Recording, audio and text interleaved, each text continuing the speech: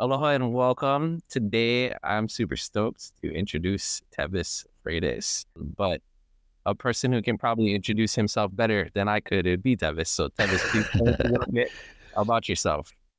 Well, my name's Tevis Freitas. I am a creative entrepreneur. Started a business a couple years ago focusing on video production for beverage brands. I am a proud husband and father of a 7-year-old daughter. Got a long history in the hospitality industry as far as professional goes. I was born here in Hawaii, grew up 5,000 miles away in New Jersey, but been living back here for the last 16 years now. I say that's the Clip Notes version.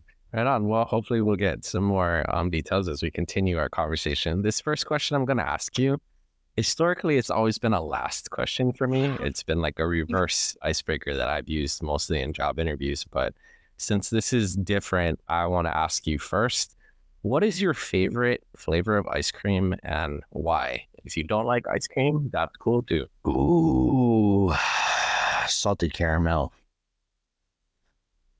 I like salted caramel and the kind with the swirl inside. I'm a fanatic for the salty sweet combo. That's sweet and savory. Yeah. You want to eat like choke chips or something. Normally when I put the bag down, I'm looking in the pantry for something sweet that I can kind of balance it out with. So I feel like salted caramel kind of covers the spread in terms of ice cream flavors for me.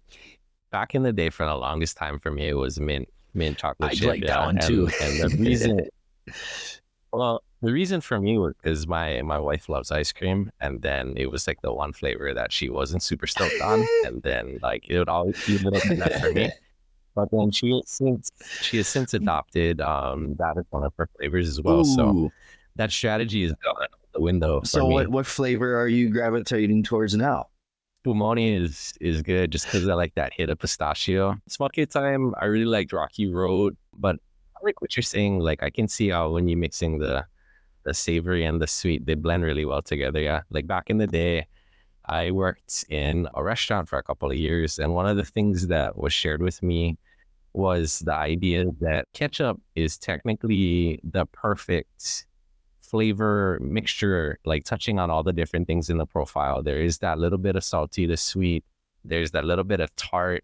For me personally, because I'm super sensitive to spicy foods, I like if I eat a lot of ketchup, honestly, I'll sweat. Like there's something in it that just hits me. So I could see why ketchup would have sort of that perfect sort of thing to it going on. I never heard that. 15 plus years working in restaurants, I never heard that, but it does make sense actually. Yeah. And it's like a good balance too, because it accentuates the salty, like greasy, like with French fries and stuff, you know, like it. Yeah, that's why I think it is a good balance, because yeah, it adds to those other flavors. Anyway, moving on. Well, wait, I got a breakfast sandwich for you now that you got to try. So after I learned about this ketchup thing and then I was playing around, I decided to make a egg, bacon or Spam. But the first time I did it, I used Spam, PBJ. So toast the bread, and you can grill it too if you want. But you talk about like the mixture of just all the little bit of hits, yeah. Like you got, if your egg yolk is runny too. And it's funny because I had one chef who back in Clubhouse days a couple years ago, I told him about it, and then he went and made a video. But bro, you gotta try it. Like it's honestly, everyone I ever tell it to, either there's like immediate curiosity, like, oh, I could see how that would go, and then or it's just utter like, oh, what are you talking about? Like Bev will refuse to try that. I don't knock it. I do my best to live by the mantra of don't knock it till I try it. So I will not knock that till I try it. I just gotta put myself in a mental state to put those things together one day when I'm making breakfast. Yeah, and so if Spam is a stretch, then would bacon. But even the classic then, bacon. Because think about it, right? Like depending on the jelly or the jam you use, there's your sweet. You got like that nutty saltiness of the peanut butter and the creamy aspect of it. And then you got your egg coming in with a little bit of hit. And then if you have the right bread. There's parts of this that make total sense. I won't deny it. The one thing I will say is don't use garlic salt, because I think that could throw it all off. Oh yeah. That Oh yeah, immediately my brain was like, my receptors were like, no. I'll try it. Yeah. I'll try it. Like I said, I don't knock it till I test something out first and experience it firsthand. So I feel like you might have mentioned that to me once before, because I feel this feeling I'm getting of like, what? I feel like I had it once before, if in relation to something like this, but Maybe, or maybe it's deja vu. They say time is relative, right? The experience of time, it's all one. So I do have some other questions for you. I'm gonna shift them around though a little bit, since usually that ice cream cone is that. So I gotta ask you a basketball question, because I know that you're big into ball. okay. Greatest of all time, MJ, Kobe, or LeBron? Oh man, I hate this question, but I'm gonna Wait. go. We can go even further back. Bill Russell. It's hard for me to speak on players who I didn't watch them do their thing, because then I'm just looking at a stat sheet, and I feel like that's not enough evidence for me to make a decision. Oh man, this is so tough.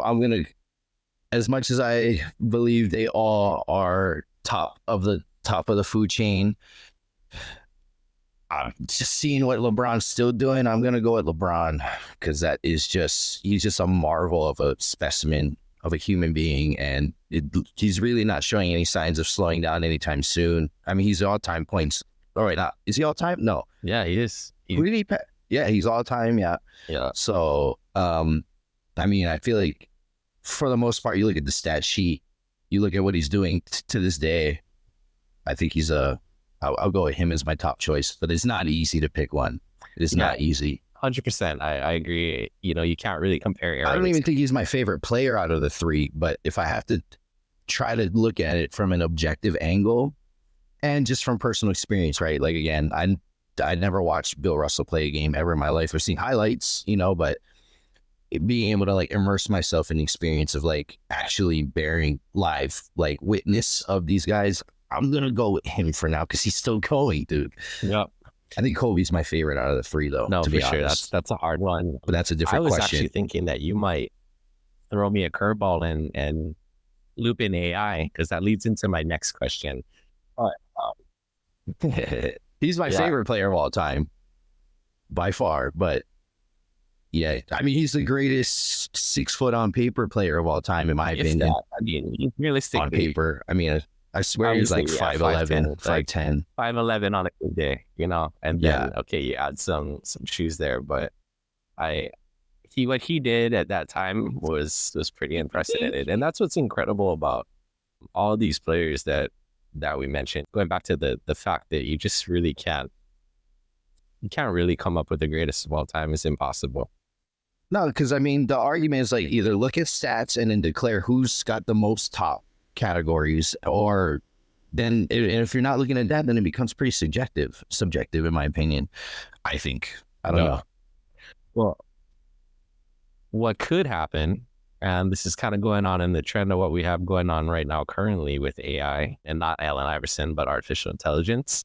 Now, they could potentially like render near identical copies digitally, and you could have people play it out. Now, that could be something in the future that we could see, but I think you lose some of the fun in that if that's what ends up happening in the future. I think you lose the element of human error, honestly. Like, you can't really calculate for human error because it's a spontaneous, unscripted thing.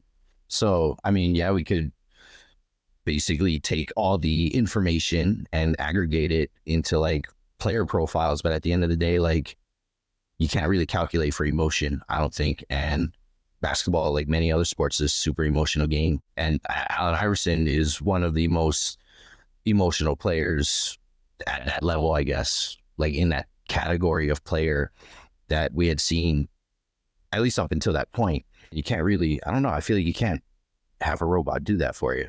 You can calculate his play style, maybe the moves and decisions he would make on the court at certain moments in time, but the way they would personally react to certain things is kind of hard to emulate, I think. Yeah, for sure. I don't think we're at that place yet, but you never know in the future, especially with the advancements in technology. I think something, not only just his game, but Allen Iverson as a cultural figure. Yes, you look at league, and then he just wanted to be himself, dress how he wanted to dress. Like it really like challenged the then leadership of the NBA. And you also saw a lot of other players following suit. And if you look at how players are able to present themselves nowadays, I think a lot of that has to do with like Allen Iverson really just fighting. 100%. 100%. Like cornrows in the league was not a thing. Being fully tatted in the league at that time was not a thing. Not wearing a suit, walking into a game or sitting in a press conference was not a thing until after Allen Iverson came. So I agree. I was gonna bridge the conversation to that because as a cultural icon, the guy shifted an entire industry and it transcended throughout everything, in my opinion. Dude, like I used to walk, I didn't have cornrows, but I literally would be, you ask anybody who went to high school with me and to middle school with me, I literally had the armbands, the elbow bands, the Allen like headband. I swear I had like the matching shoelaces, everything. I was the biggest AI fan and everyone knew it. It's super funny. But that wasn't only me. That was an entire generation and then some. And that's what I think is different about what Allen brought to the game, in my opinion. I think you gave a very wonderful answer to that question. Pun intended. I do want to ask, so one of the forgotten eras of Allen Iverson is the Piston chapter. So with that, what do you think's going on with Detroit setting the NBA record 27 straight losses? Oh man. Yeah, I gotta be honest, I haven't really been paying that much attention lately. Sports is in the last, I don't know, 5 or 6 years is something that I don't really invest too much energy into, or professional sports. So I actually didn't even know that until you just told me that. So I'm not sure how I would feel about that, but it sounds absolutely absurd to hear that. That's not a record you would want. That's for sure. It's pretty crazy. And I, as a creative and as a storyteller, I find the narratives that the media puts out, but then also just nowadays with social media, being able to tap into like what's going on with the players and their teams, getting inside peaks. I think it's pretty fascinating. And, some of the other conversations we've had, I find the whole concept of losing and loss, it's a big part of life. And in sports, it's almost like there's even heavier weight, right? Now, in the grand scheme of it, if you pull out of it, and losing a game is losing a game, I realize there's a lot of money that is riding on these teams and these leagues and these organizations and the players. There's a lot of sponsorship deals, advertising revenue, all sorts of things that come into play with that.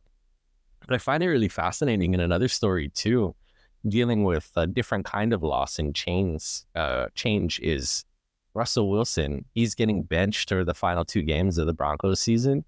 And the story that's coming out is he was approached earlier by the Broncos to restructure his deal. Didn't want to do it for a lot of reasons, and I guess the NFLPA got involved. And, basically the Broncos don't want to risk injury because they're going to be locked into guaranteeing him all this, absurd amount of money, which is kind of crazy because NFL players, considering the risk that they put to their long-term health and well-being compared to NBA and MLB, their contracts are not fully guaranteed. For the average person, seeing something like 80 million guaranteed, or 80 million roughly, it seems crazy. If you're able to kind of just suspend the disbelief a little bit and like kind of go into that space, I can see why it would be challenging for them to have an employer come at you and say like, hey, you know what, like if you don't take less money or figure it out, then we're not going to like allow you to work because yeah, you're a liability at that point. Yeah. And the organization is within its right to manage and do what it wants to do. But you also have these player associations and these agreements to kind of keep things going. So anyway, getting off topic there, I do find what goes on in sports to be pretty interesting because in some ways there's parallels to everyday life. I think sports, a lot of times people treat it as an escape, but if you actually like look and dive deeper, and then that's just something with me and how I'm wired, right? But dive deep in like what's going on. Is there a reflection? How does that relate to like what's going on? Because certainly I've been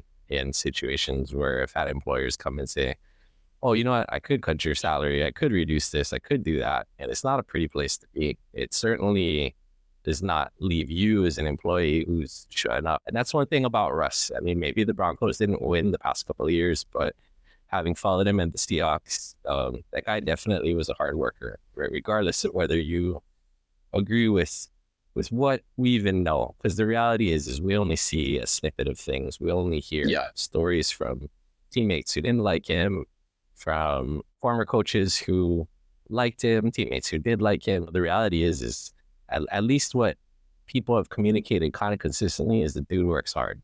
So if you're a hard worker and you have your employer show up and just be like, you know what, we don't want you to work. We don't want to pay you that much. We don't want to go in the direction with you. Like that's a hard pill to swallow for anyone, I think. I agree. Yeah. But the Pistons, I feel for them. I got to think that with some of the talent they have, you know, they've had a couple high level picks.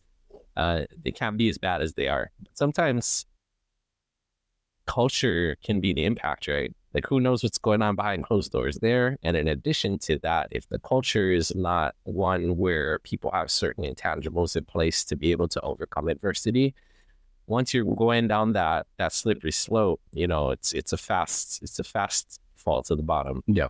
Or slide, if you will. And I think with so many moving pieces and critical roles in a professional sports organization like that, and completely relative to basically any other organization, but there could be just a total top down, just the fish rots from the head, so to speak, like one of my friends always said. So, and that transcends into the culture of any organization as well. But who knows, there could be a million different things going wrong that are just, we have no idea, and we wouldn't even be able to understand how those things function. So true. So therefore, how will we even understand when it malfunctions and what it does to an organization like that?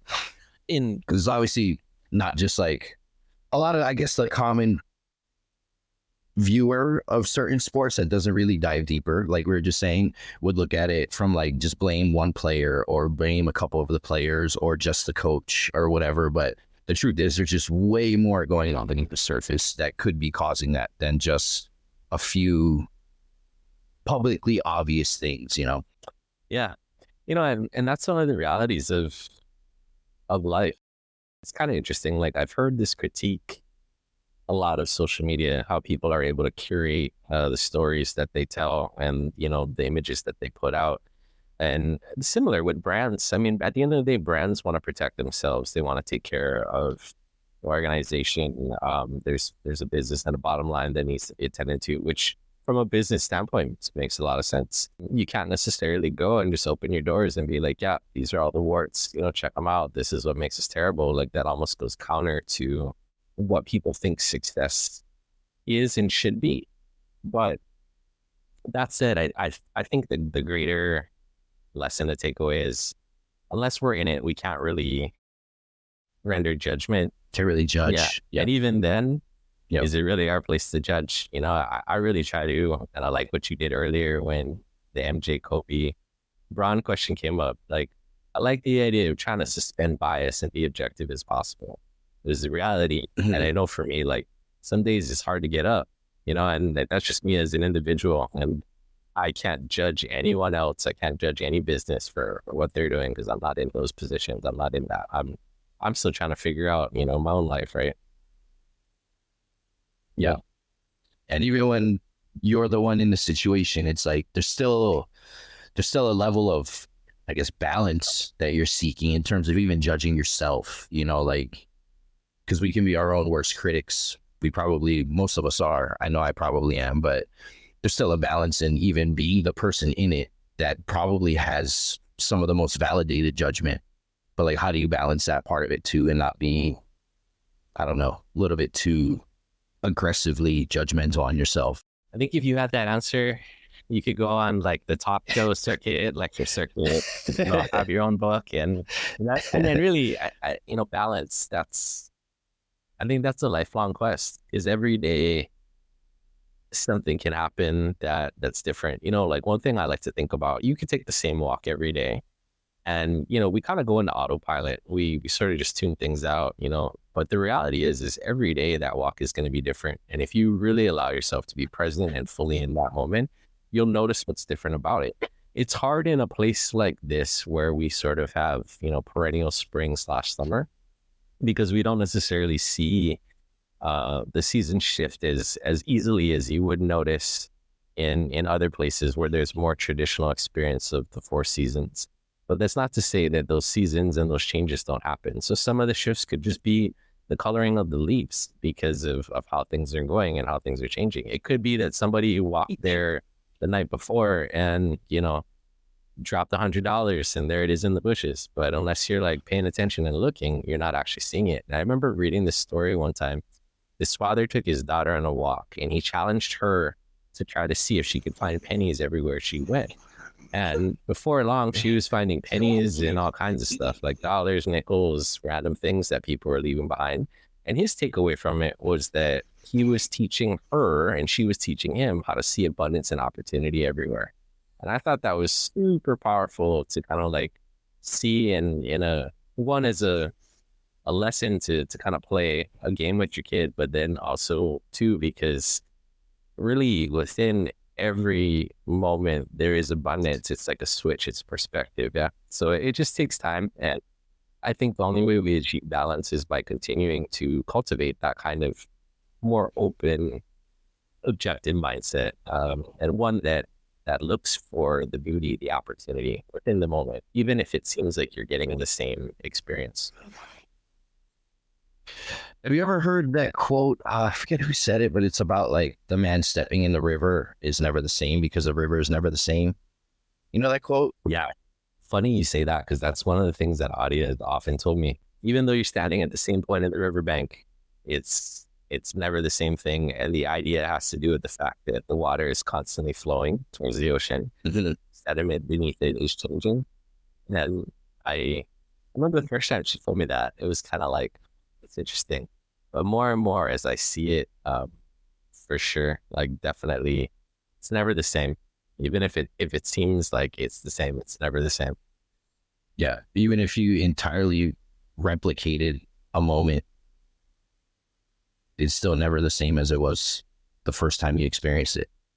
Yeah. I mean, go back to sports, right? You could have the same team run it back and they could lose that following year. Or like look at the Warriors team that went 79-3, and everyone thought they were going to win the championship and they didn't. Whereas they won it with that roughly the same team another year. And that was like what? Like, was it the first or second KD year? I forget. But I know they did with KD when... I think it's the second. Yeah. Second year? I think it was second year. Yeah. I mean... Don't quote me on that, anybody. Check Google later, or you can. Well, I feel like that example, real quick, I'm just going to riff off that real quick, but I feel like an example as complex as like a sports team, there's so many different variables that are basically impossible to control. But like even me sitting in this room right now, if I were to take a picture today and then a year from now, I look at that picture and I put everything back in the same place and I sit down in this chair, no matter what I do to replicate that exact, whatever tools I have and minimal variables I have to control, no matter what, it's not the same as it was when I initially sat in the chair. You know what I mean? And like, that's just from like a minimalist, like I can technically control everything in this room, within reason, but it's not the same moment. It's not the same moment, but also you're not the same. Yes, exactly. That's what I get from the quote, right? Well, and one of the things too is like every day we wake up with a brand new consciousness. So if each day we're waking with a brand new consciousness, we're going to see everything different. And I think that just shows the power and the value of all the experiences that we have. A lot of times, and especially with movies and popular culture, you sort of see like these highs, right? And the lows, so the peaks and valleys, but life is lived in between. It's not just those singular moments or those singular events, right? Like when my dad passed, that was a huge event in my life. And I've had to figure out how to continue to find purpose and joy in the time since. And that was arguably the most challenging season of loss that I've had. And prior to that, I had other seasons of loss, which were challenging. and I'm still relatively young. I got more life ahead if I'm lucky. And I know there's just people in my life that I love. And there's a possibility that they're all going to go before me. And that's going to be more loss and more challenge. And that's not to say, like, this past year I had a very challenging professional year. And that was tough, right? So you have all these moving parts and all these experiences that impact you and continually change your consciousness of who you are. And I think that's why it's so important to try to get back to whatever it is for each of us that can be that objective space, or that place where we have our own middle. Because if you can kind of be in the middle, then you give the world the gift, right? Oftentimes we swing from extreme to extreme, and that's a really hard way to live. It's exhausting. It leads to burnout on many levels. That's true. I guess I try not to be on the extreme side of things. I seek the middle, but I also feel like I trust in the fact that looking at the path from a longer scope, from a wider angle, I feel like if I zoom out as far as I can, then more or less I find that it balances out to the middle anyway, if that makes sense, you know? Yeah, no, for sure. And that's the thing.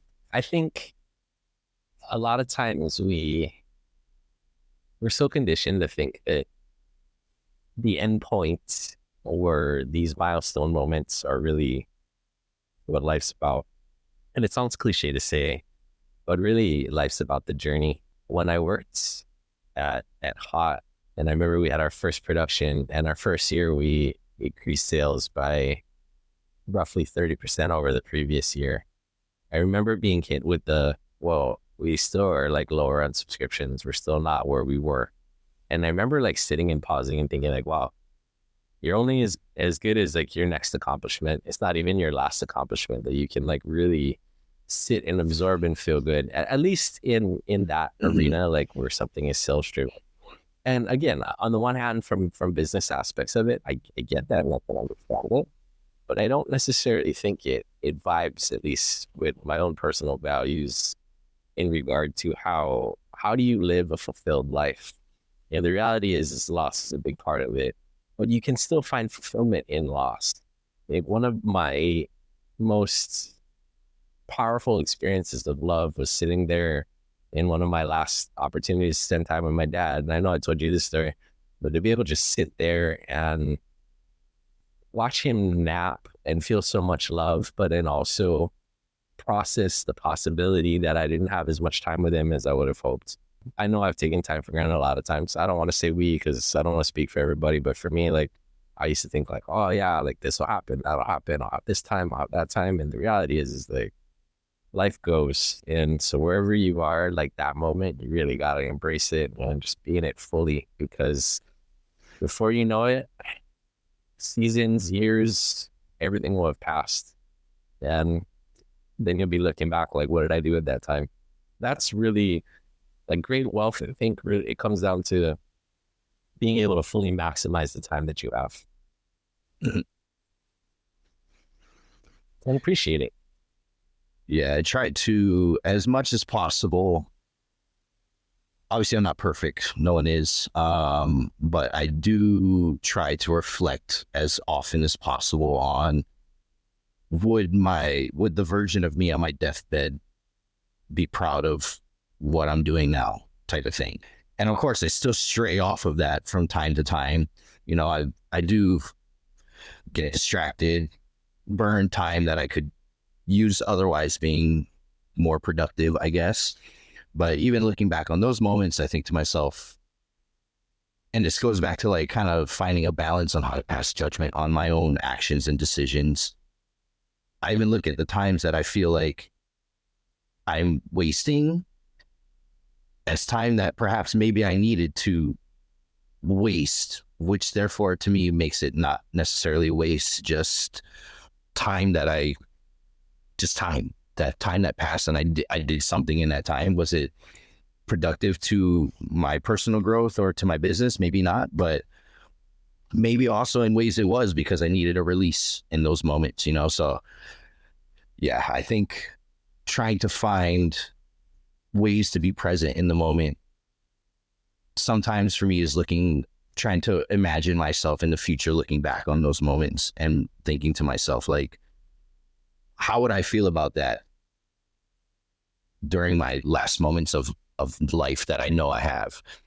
But another thing too for me is definitely my daughter helps me calibrate that a lot, you know, because that's a that's a perfect representation of time for me.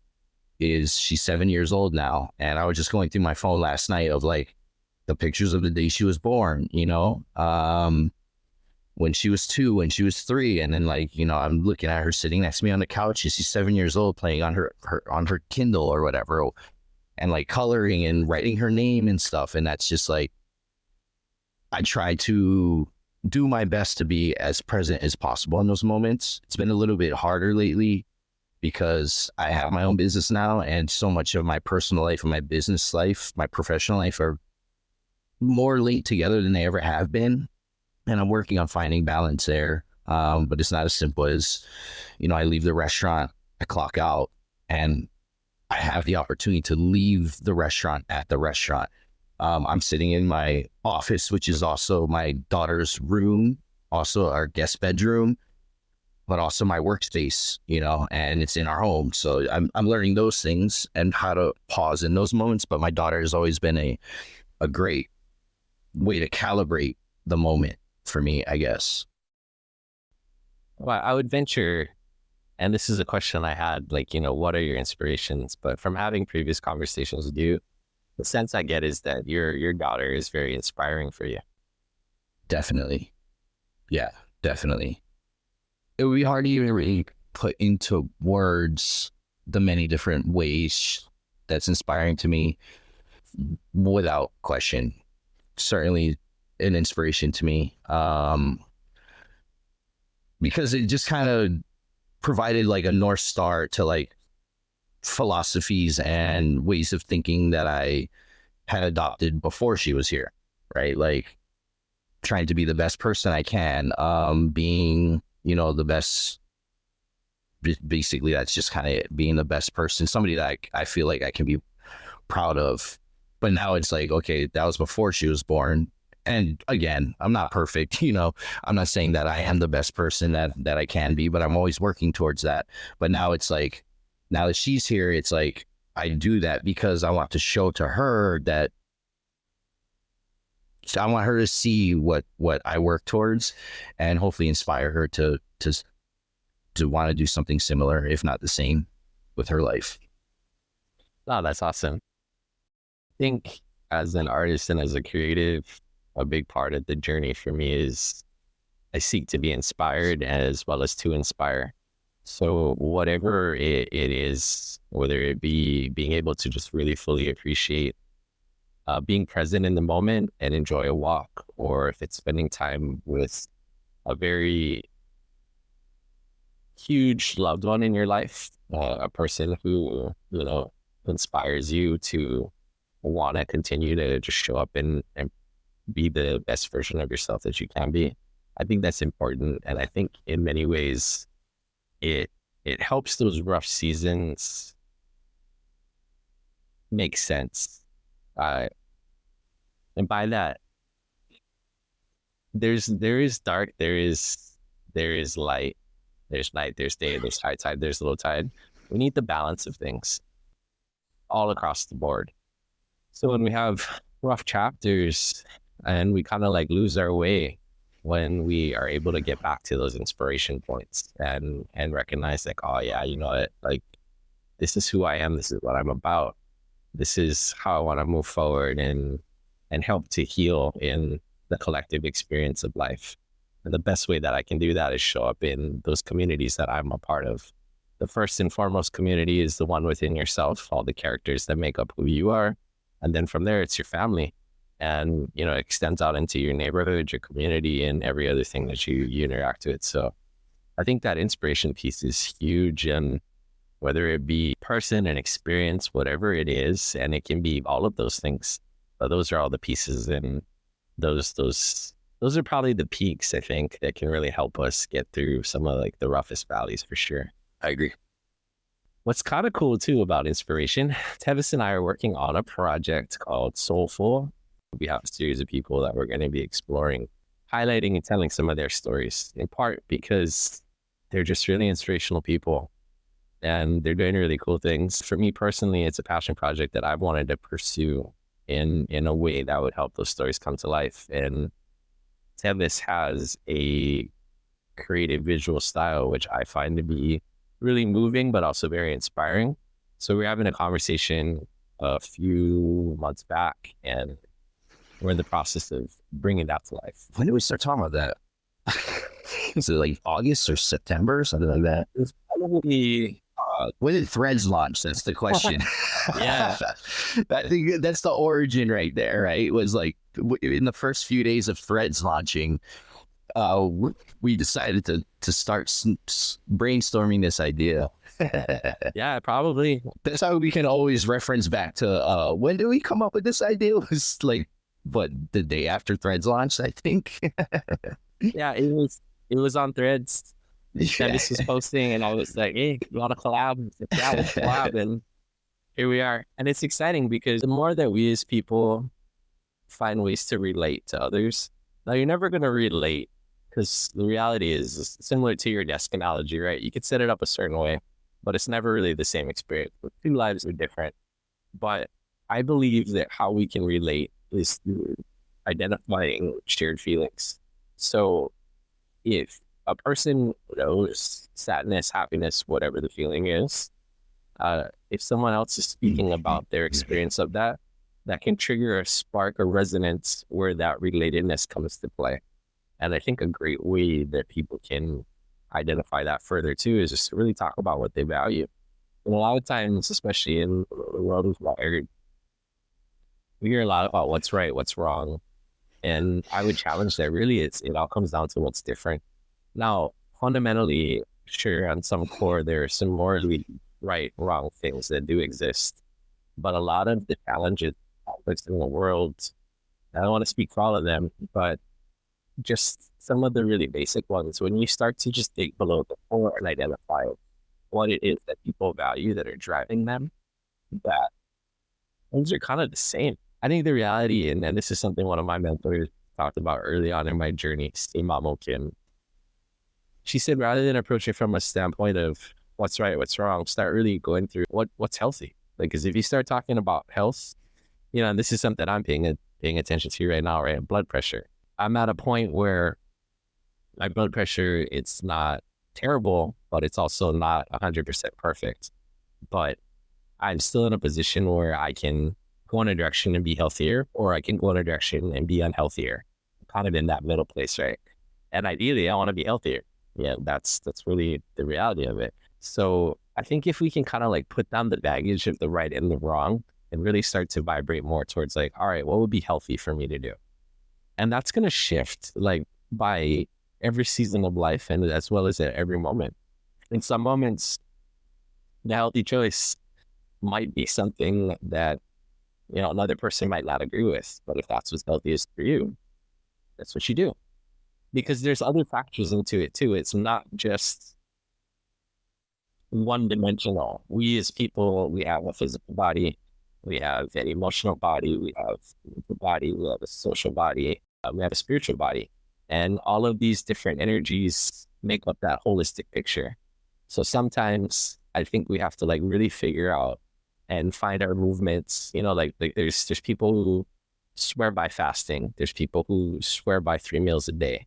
But the reality is like each person got to like figure out what's the healthiest solution for them. And if that's making them holistically healthier, then that's what should be done. That's a great analogy for life in a lot of ways, actually. Like, I guess looking at health from like a nutritional aspect, right? Like, there are certain things that are objectively healthier for you, obviously, but when you get down to it, like, everyone's body type is different. Everyone has different genetics. Therefore, we require different nutritional diets, so to speak, nutritional plans for us to optimize for our healthiest well-being, our healthiest versions of ourselves. And I think that's pretty relative when it comes to just life in general. I guess there's things in life that are objectively right and objectively wrong. Like hurting people is wrong, helping people is right. I know it's kind of a blanket statement, but you get my point. But when it comes down to the nitty gritty of it all, like we're all on a different journey and we have shared experiences. We have shared emotions through different experiences, but we've had similar emotions that we can relate to. But at the end of it, it's like everyone has different bits and pieces that make up who they are. Therefore, different bits and pieces that would basically help them live their best life, kind of. The best version of themselves, I guess you could say. Best is an interesting thing. For those who might be listening or know of some of the previous, work that I've done, something that my dad shared, he always said, do your best every day. Do your best every day. And some days your best might be more or less. But as long as you're doing your best, that's all that matters.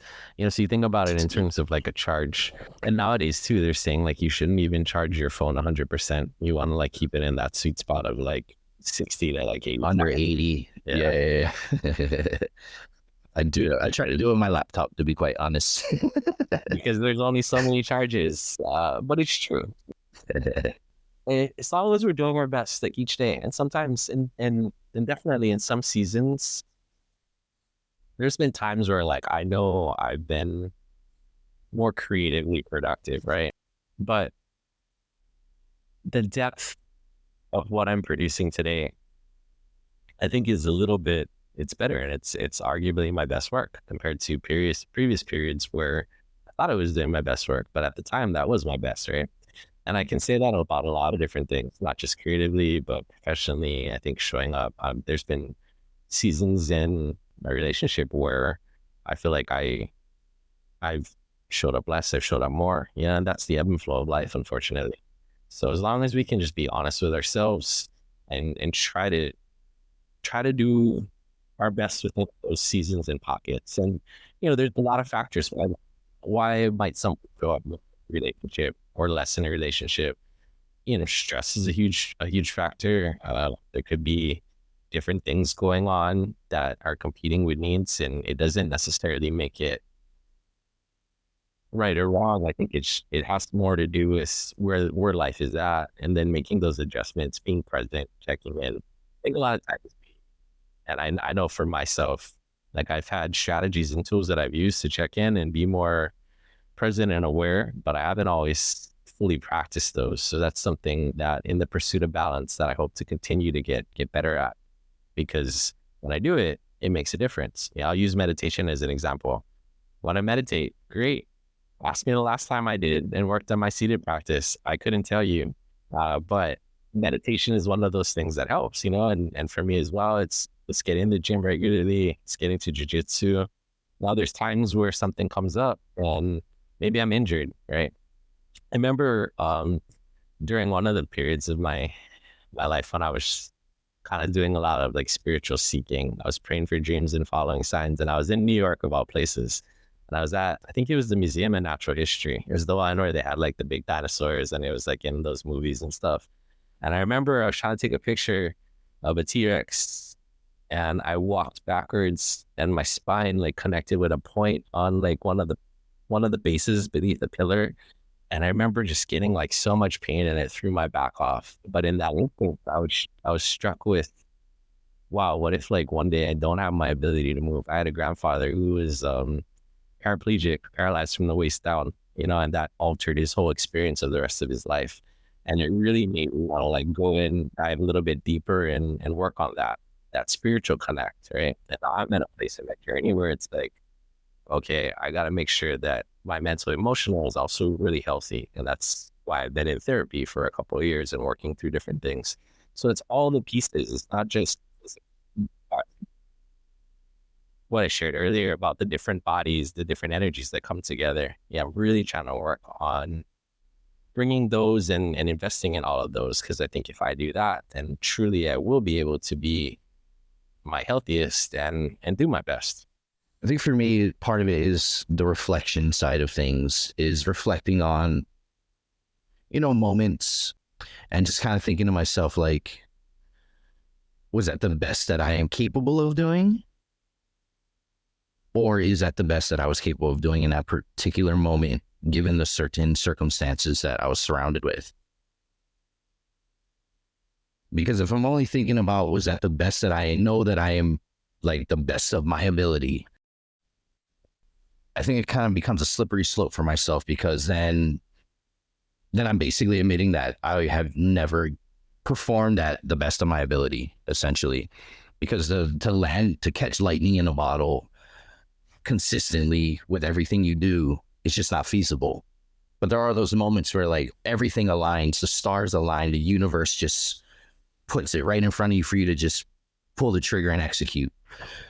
But I think the most important thing for me is to think to myself, like, in that moment, with everything that was going on around me, was that the best that I was able to do? And I feel like a lot of the times I can kind of, thumbs up myself and say, like, yeah, I think so. Can I do better next time? Yes, I believe so. Will I do better next time? I believe so. But again, that's going to be dependent on what's going on in that moment, because there's so many things out of our control that will affect us emotionally, physically, mentally, but we still got to do the work. For the most part, you still got to show up to work. So it's a matter of, was that the best that I could do with everything that was going on in the environment around me? Yeah, I think at the end of the day, no one else can find peace for us. So, whether it's best, healthiest, whatever it is that we do to cultivate inner peace and acceptance, and a lot of it too, I think, comes down to level of forgiveness. We talked earlier about the idea of not being able to judge others, which I think is really important. And I think what we also got to do is we got to, like, put the gavel down on the judgment of ourselves. There's a lot of periods earlier in life where you're operating with just less perspective, less experience, and the more experience and the more that you learn. I'll give you an example. This past trip, I shot so much photography, and it really wasn't until like like the last third where I really feel like I learned something new about my camera that would have made not only that roughly 2-week period overall better, but all of my photography that I've done over the last 15 years.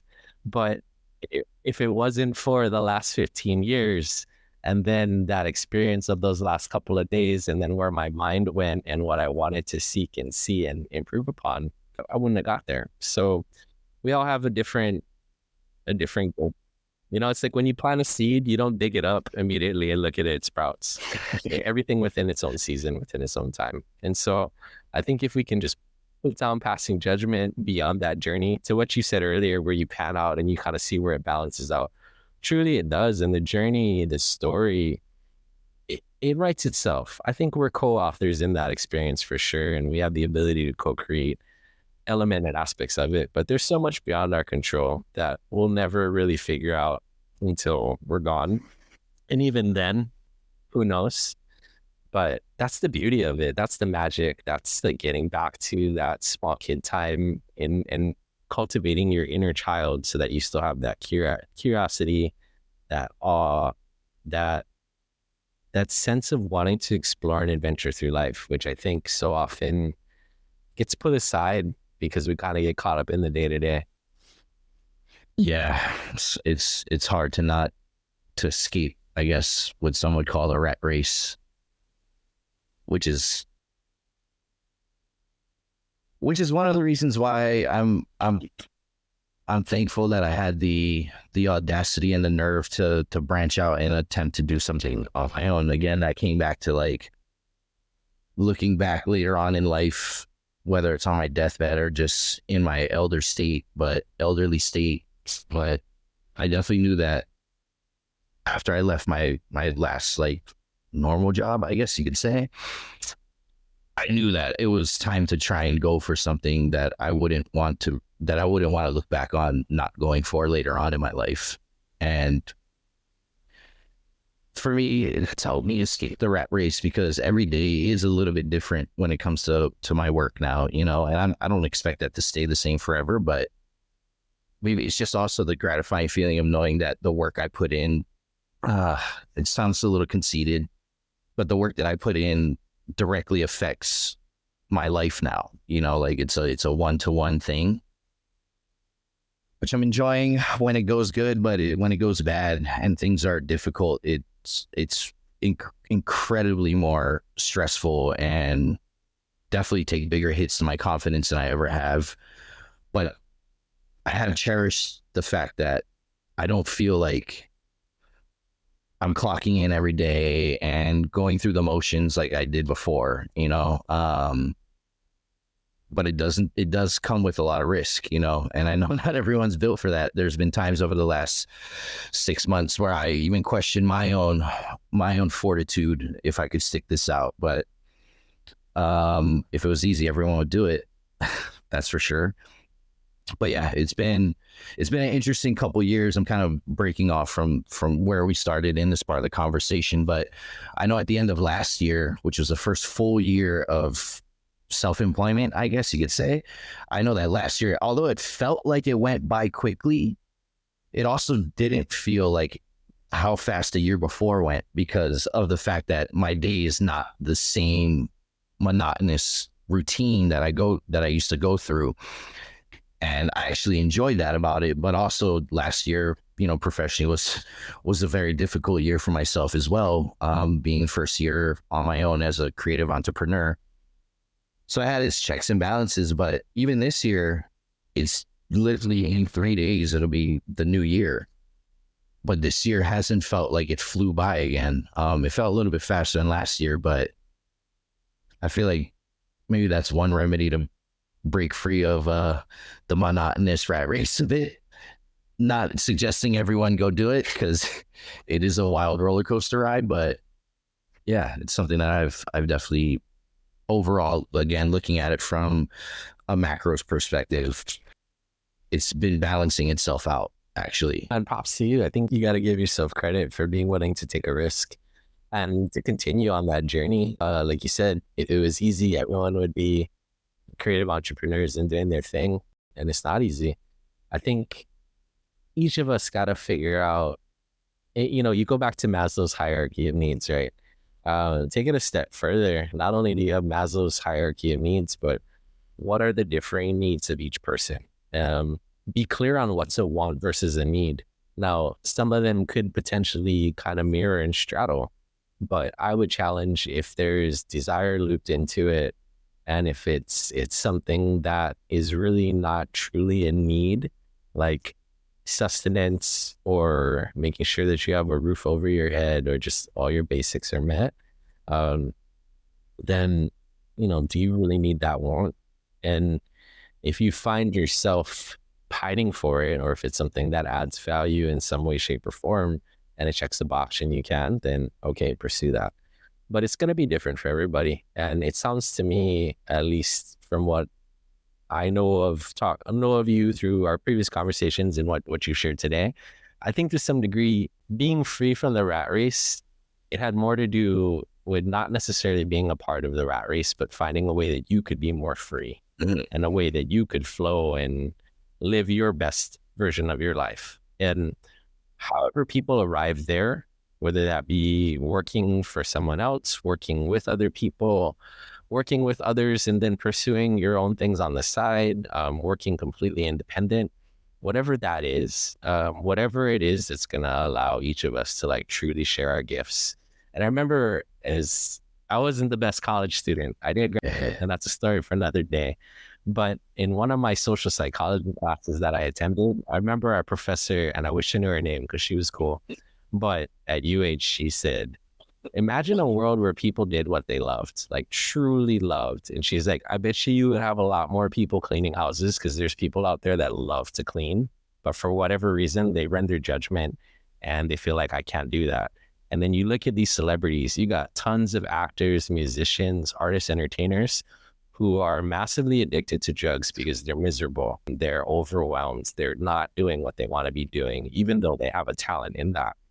Her point was just really, if people were encouraged to just really follow their passion in a way that contributes, then we'd have more of a service-oriented society and culture and way of operating. And I don't know if that's ever going to be possible, but first and foremost, in order, I think, to truly like love and give to the world, we got to be able to love and give to ourselves. And I think by you taking that risk and continuing to pursue that despite the adversity, because whenever we pursue something, it's never easy, but the more you keep going, the easier it does get.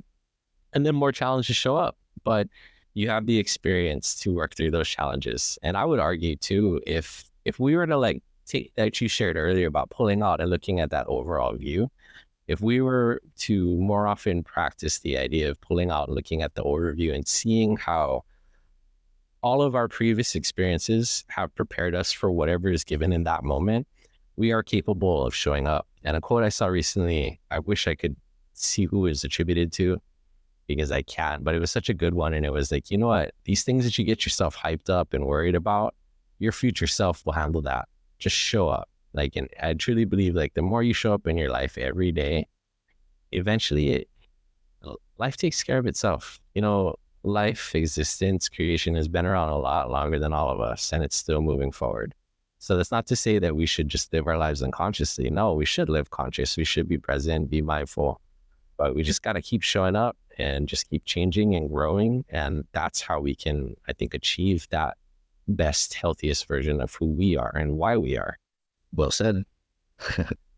You have any questions that you want to ask? Not jumping out to me right now. I mean, I have the benefit of meeting with you every once in a while to pick your brain anyway, but I'm not sure. Jay there? I think you froze. Can you hear me, Tevis? Nope. And we did get disconnected. We would reconvene, which will be available to stream shortly in a bonus episode, because we went on for about half an hour more and felt that this conversation, at least this portion of it, had concluded. With that, mahalo for taking the time to be on the journey with us. We're super stoked to get the Soulful series going sometime in the next month or two. Thanks for listening. Drop some comments if there's anything that you'd like to hear or questions you have in the future.